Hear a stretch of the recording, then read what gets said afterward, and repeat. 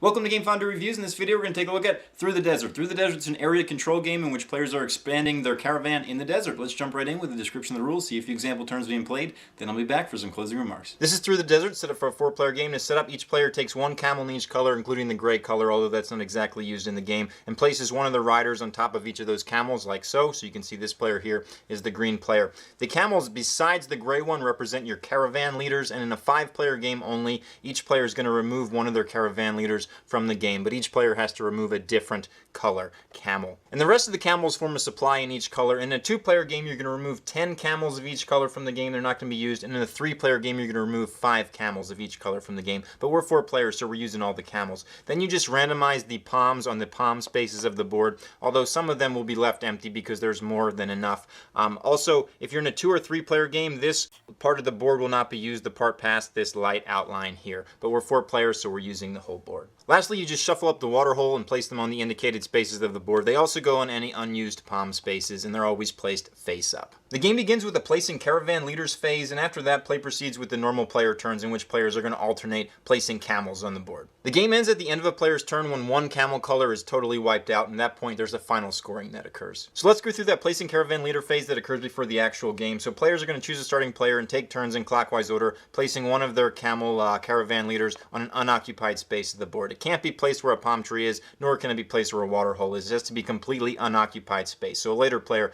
couldn't place on the same place as yours as well. Also, during this phase, you cannot place your caravan leader adjacent to an oasis, so he cannot be right next to a palm tree, nor can it be adjacent to any other caravan leader, even your own. So if it was a later turn and I was to place here, that would be illegal because I'd be next to another caravan leader. There's one special rule here, and that's the first time around the table, no player can place the same color camel as another player. So each player's got to place a different color, but for the rest of this round, you can place whatever camel you want. In a 5-player game, it's advisable to have the player who goes first to place a color that the 5th player does not have, because remember, they get rid of one from the game. Also, make sure you do not place the gray camel on the board. After all the caravan leaders have been placed, we move on to the main part of the game, which is placing camels. So let's just put out some caravan leaders here to demonstrate. So during the regular turns of the game, you're going to place 2 camels. They can be 2 of the same color, they can be 2 different colors, and you have to attach them to parts of your own caravan. So for instance, if this was the first turn, I was to place a yellow, it would have to be somewhere adjacent to this caravan leader. If you place it on a space with a water hole, you immediately take that water hole and you're going to put it face down in front of you. It's going to be worth that many points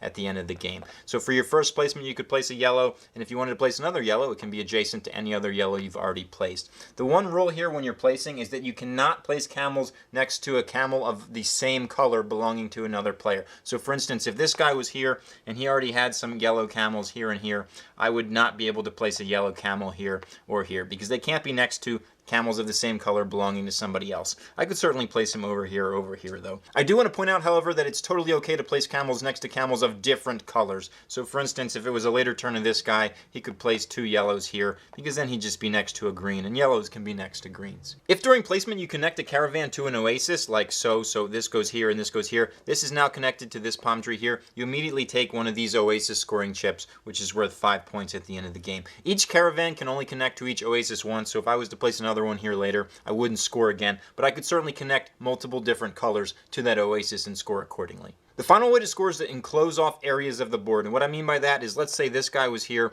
and we had built these yellow camels over on this side. So you can see now that with the help of the edge of the board and this mountain here, this area is totally enclosed off. And if there was any camels in there or caravan leaders, you would not be able to enclose off the area, but there's not. So this area is enclosed off, meaning nobody can place here for the rest of the game, even the guy that enclosed it off, and he gets any water holes immediately in there, so he would score this one. If there was an oasis, he would immediately take the chip for that one as well. But remember, nothing can be in there, and once an area is enclosed off, it's totally unusable for the rest of the game. There is one important exception to note while placing camels, and that's during the first round of the game only, meaning the first time around the table. The first 2 players are only going to place 1 camel instead of the normal 2, but for the rest of the whole game, it's going to be 2 each. In a 2-player game, though, it's only the first player that does this. The game ends at the end of a player's turn. They get to finish their turn when 1 camel color has been totally placed on the board. At this time, a final scoring takes place, and there's a few different parts to that. First, you determine the largest caravan in each color, so in this pinkish color, this purplish color, and so on. And whoever has the most gets a 10-point chip matching that color. That's worth 10 points. If there's a tie,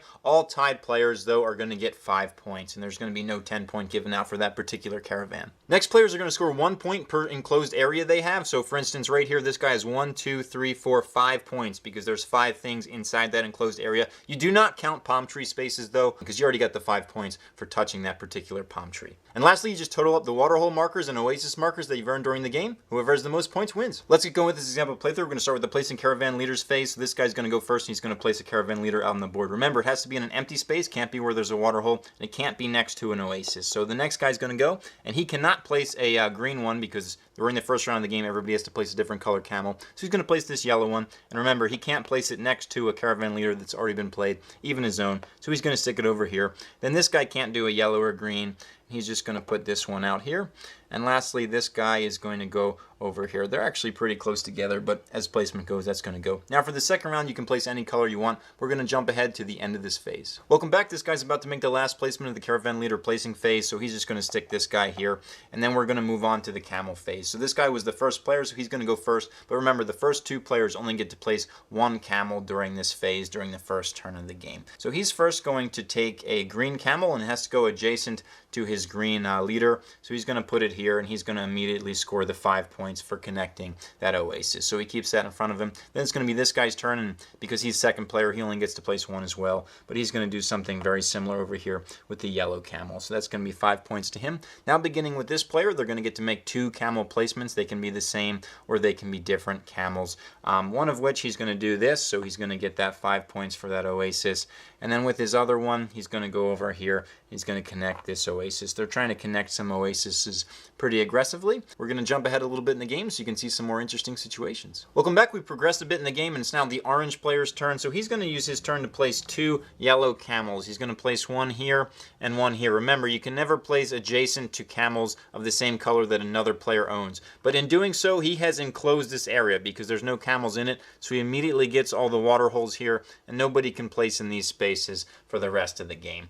And then it's just going to be the purple player's turn, and he's going to get 2 placements. We're going to jump ahead closer to the end of the game so you can see the final scoring. Welcome back to the end of the game. It's the purple player's turn, and he's going to place 2 of these adjacent to his group here. So he goes here, and he claims this watering hole. But now, because all the pink ones are out at the end of his turn, the game is over, and we tally the score. So the first thing we have to do is in each color, we have to figure out who had the most. So let's first do this pink-colored caravan first.